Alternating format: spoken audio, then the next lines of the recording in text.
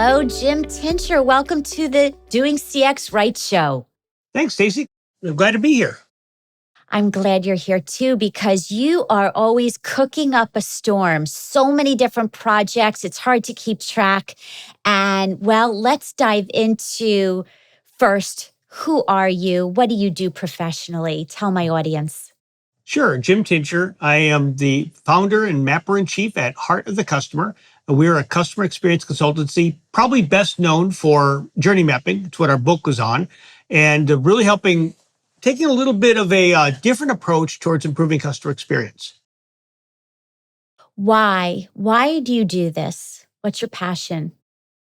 That is so hard. I saw that question, like, oh, that's hard. My first job out of college, I was working for a laser printer manufacturer. And when I was going on vacation to visit my then girlfriend, now wife, I wanted to visit a customer. And they're like, well, why do you want to do that? Go on vacation. So I guess it's just always been there. But I really got the passion 10 years ago when I came from Best Buy to a large health insurance organization. And we were focused on health savings accounts. And I discovered that nobody in marketing or product development had ever met a client. Nobody's talking to customers. A client would be a business. Customers would be the end consumers. There was no research to understand them, no measurement, nothing. And when I asked why, I was told, well, there's no budget for visiting customers. We have customers in town. I'll pay the mileage myself to go across town and visit a customer. It just wasn't something they thought about. When I talked about creating products around the customer, the feedback I got was, well, we're customers. We know what customers want because we're customers. I don't think most of our customers spend 8 to 10 hours a day thinking about health savings accounts. I really don't. And, they don't think the same things we do. So I guess it was just, I've always had the bug, but I think you really discover your passion when you go somewhere that doesn't practice that. And that was really the day I got passionate about customer experience. I like that story. What's one thing that most people don't know about you before we get into the meat of CX? I want to know you.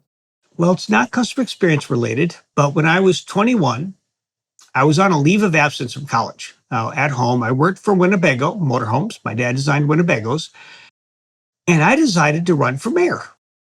So I was up against the incumbent was in city politics since before I was born. You can probably guess the outcome because I'm not the mayor of Forest City, Iowa. But it was a learning experience when I recognized just how much I didn't know. And that was reinforced when I had a meeting with the CEO and founder of Winnebago, who informed me that I was ignorant. It wasn't my fault. I was young. I was just ignorant and couldn't do anything about it. So that was quite an experience for me. So talking about experience, what does customer experience mean to you? Because there's a lot of different definitions based on who I talk to. What's your version? What does it mean? It's a business discipline.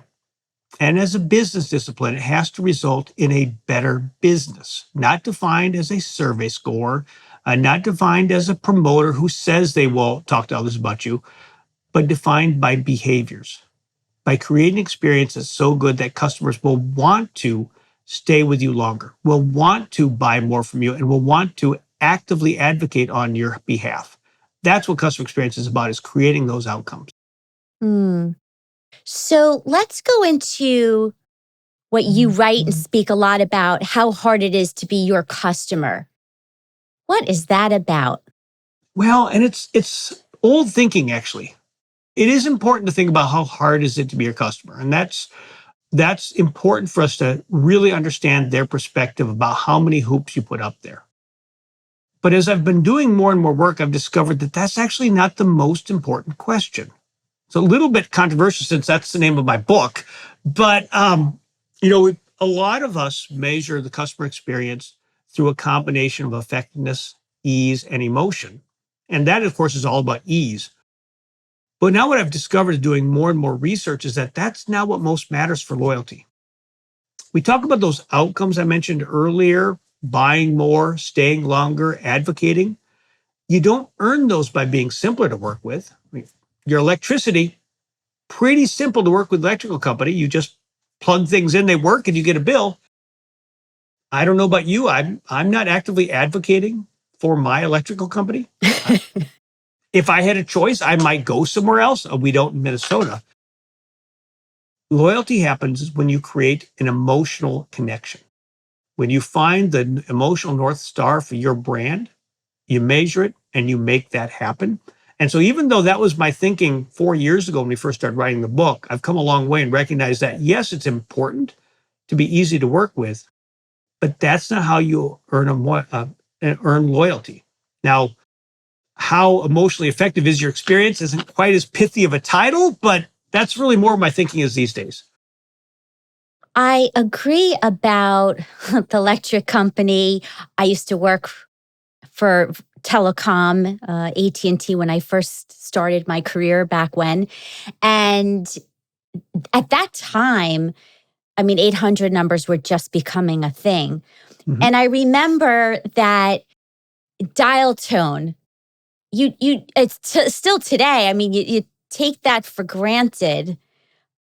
We always did take that for granted. So you're right. If you don't have a dial tone or the call doesn't patch through to where you're trying to get to, then that's not okay. But if it does work, well, is that a good customer experience, or do we only notice when it doesn't work?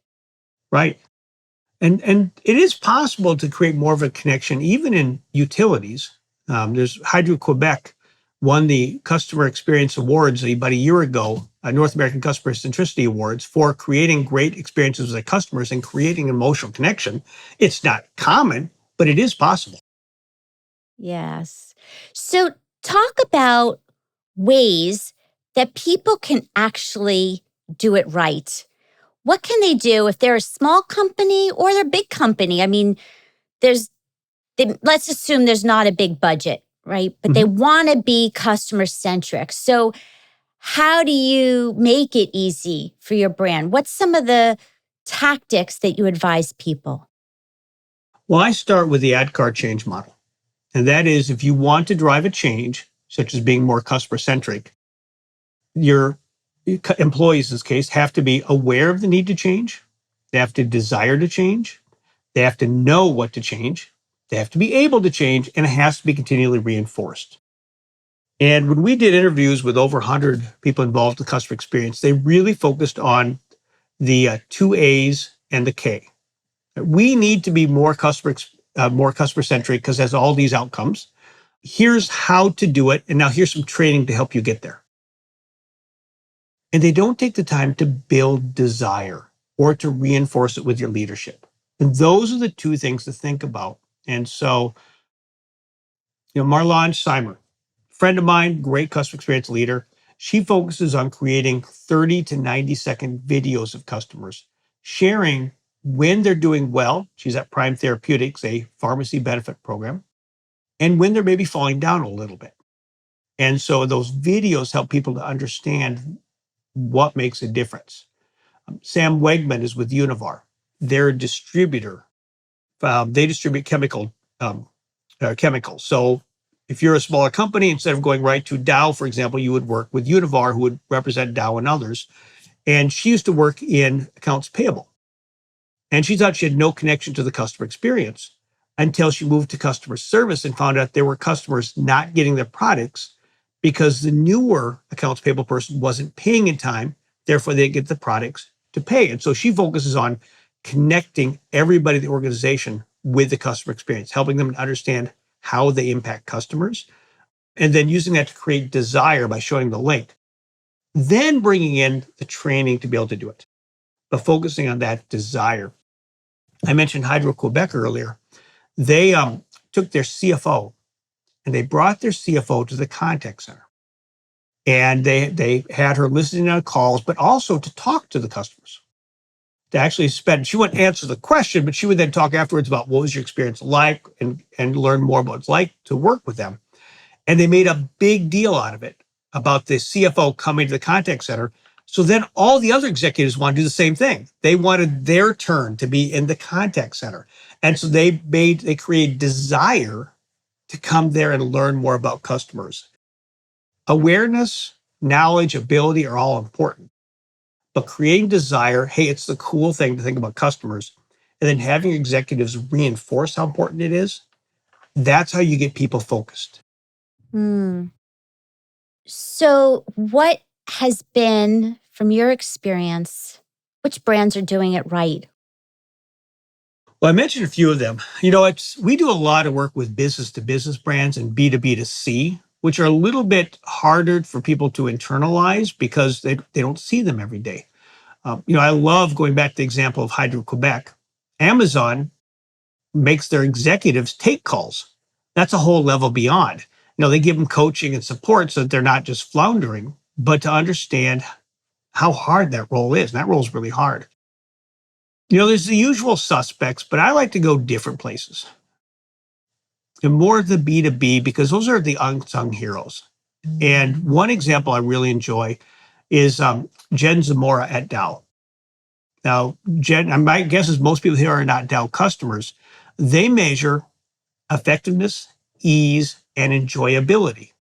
When I first met Jen, she told me, and we were working on the complaints journey with her. She said, my goal is to create a complaints journey that's enjoyable. And I stopped. I said, I think I heard you wrong, Jen. Easy, effective. No, I want to create a complaints journey that's enjoyable. Most of us aren't aiming for that high of a bar, but she did, and they did it. They completely changed the complaints process, streamlined it to make it more effective, easier, but also as enjoyable as a chemical ordering complaints process can be. She aimed higher. Roxy Strominger, she's with the Ultimate Cronus Group. She focused on let's create confidence. And so first thing she did when she came in is said, let's understand the emotions that matter. All of us understand the importance of emotions, but she said we need to take another level. Let's measure it.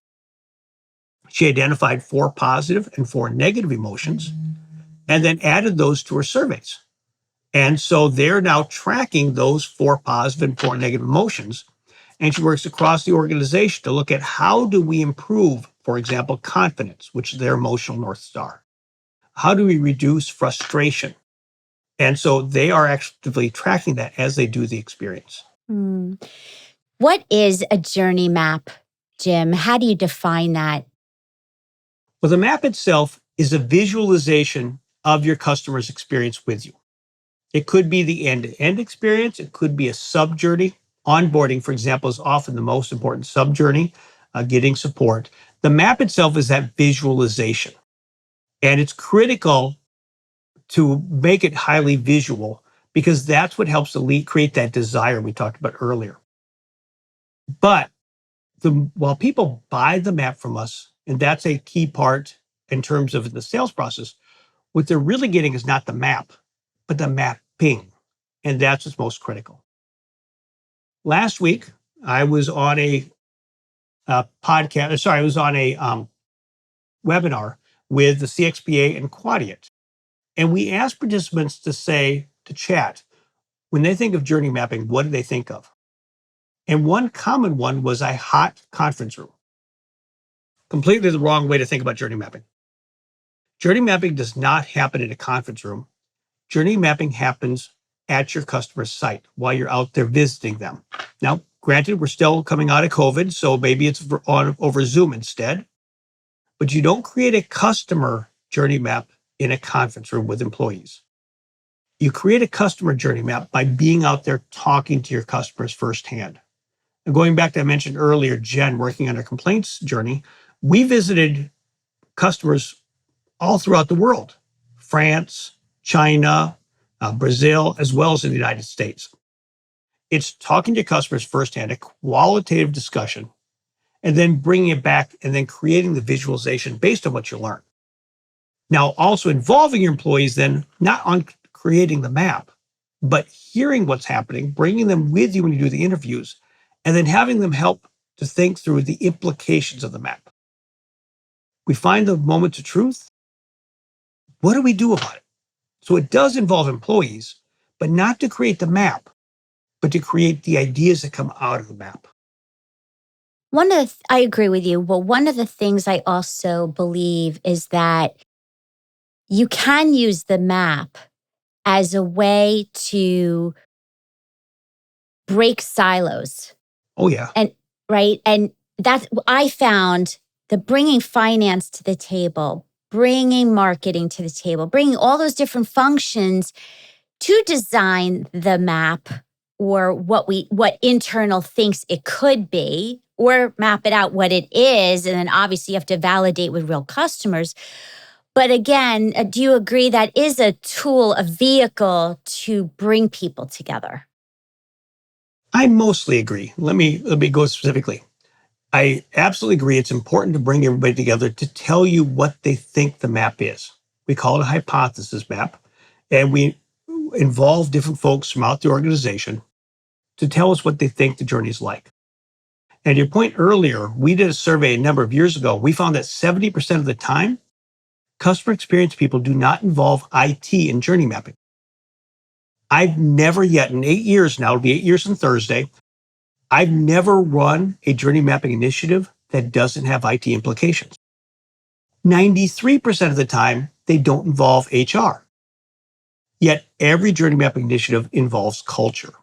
So that's what we found was the most predictive of success was having a broad cross-functional team. And so in that, I absolutely agree with you. Where I get hung up is in the word validate, because there is a process some use that feels good, which is let's take our learnings, let's take the map we create, and let's show it to customers and see where we're right and where we're wrong. If your goals feel good about yourself, fabulous process. But you're anchoring the customer. You're giving them something to react to, and as a result, they will react to what you give them. And Mm. if I look at an early project we did, this is a case study in our book. It involved how banks buy software. Now, it was based off some research many may know about from the CEB, now part of Gartner, that 57% of the business-to-business sales process happens before a sales rep is contacted.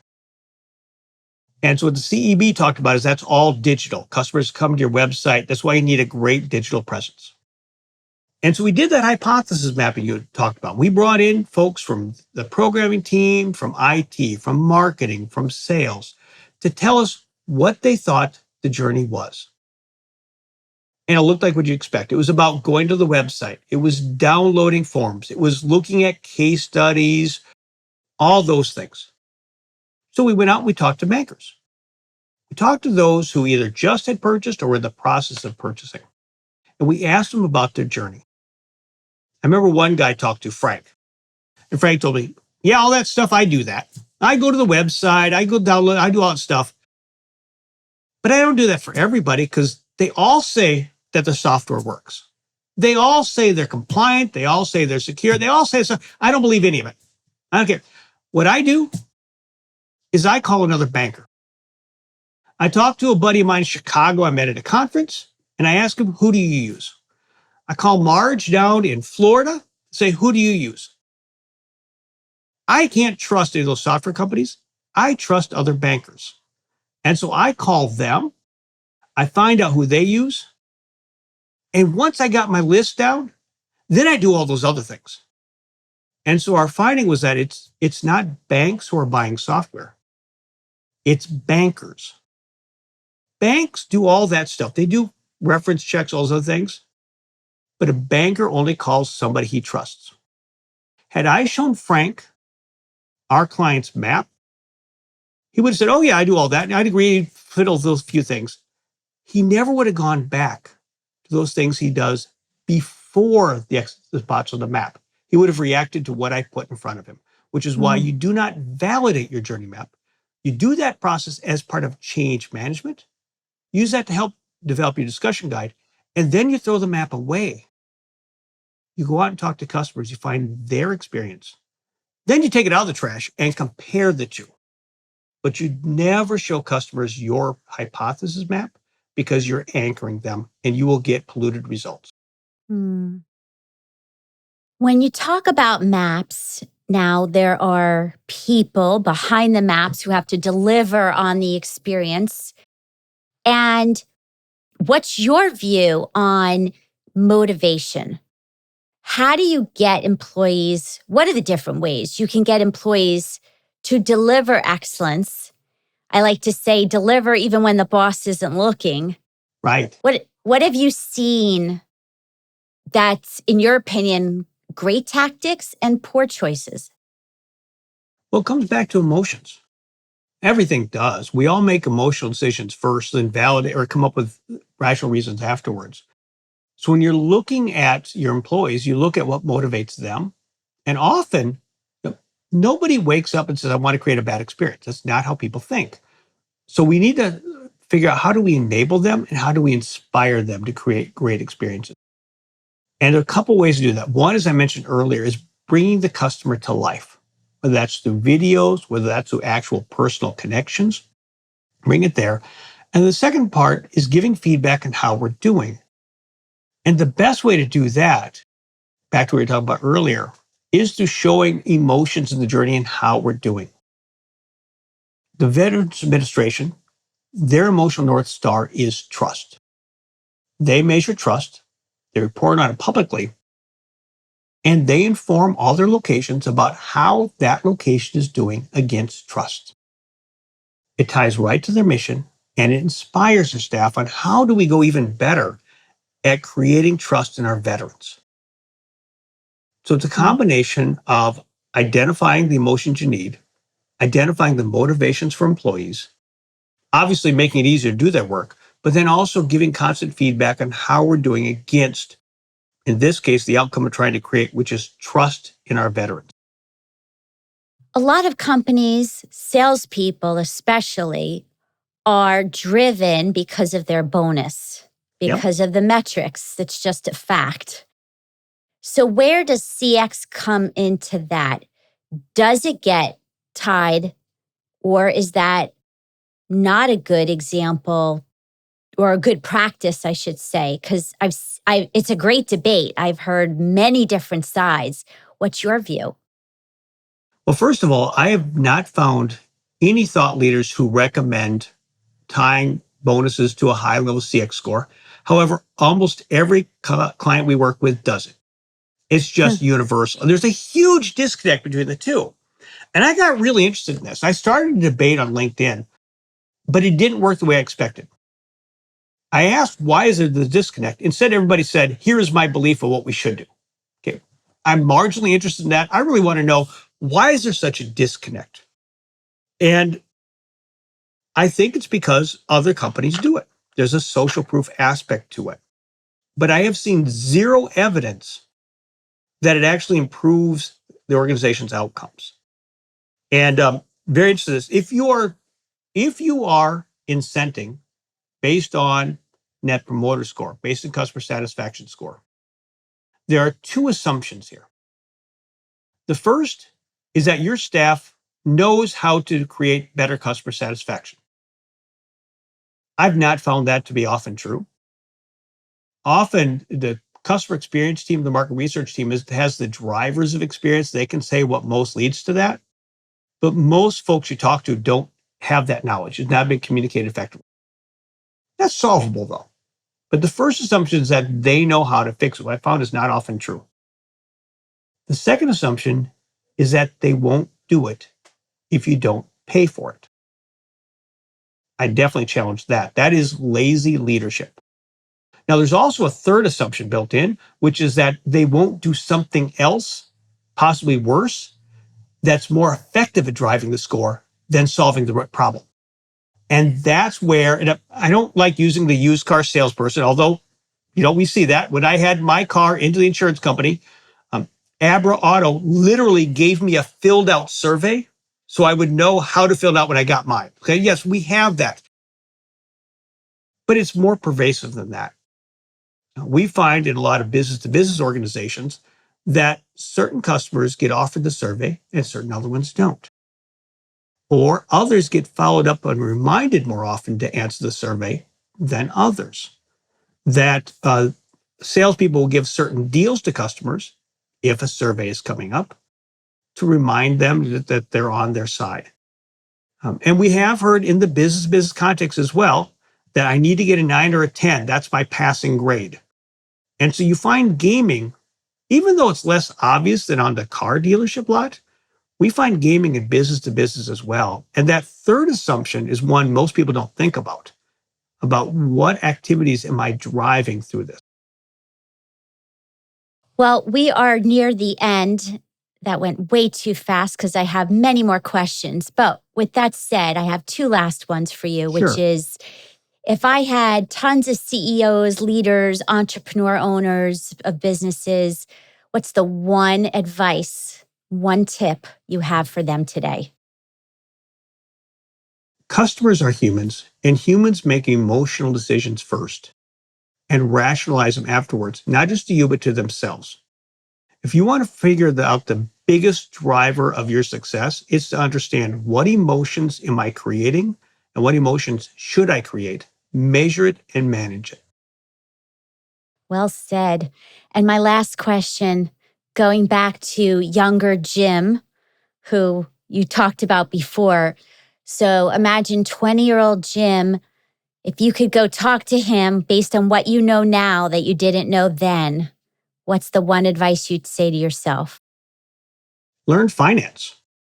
When I failed at a customer experience job, it's because I didn't bring in the financial aspects. I just said customers are frustrated. If I had learned the finance and said, those customers who are frustrated have a 20% higher attrition rate, not exactly deep finance, I'd have been way more successful. I might still be in that job. If I give my advice 20 years ago, it would be learn how finance works and incorporate that into your thinking. That I love that advice. No one said that before. So thank you for sharing something different and great wisdom. Where can people find you? I will have it in my show notes, but I know that people will want to know where to reach you. Well, the most common way is LinkedIn. I'm very active on LinkedIn, posting most days, but you can also email me at jim@heartofthecustomer.com. Wonderful. Well, thank you for so much wisdom, research, intelligence, best practices, case studies. I mean, you are the go to guy, and I'm very appreciative to have you on my show. So thank you. Thank you, Stacy. I've been looking forward to today. This is all. I always enjoy talking to you. I learn a lot as well. It's great to bounce off ideas. So again, thank you for having me. Thank you.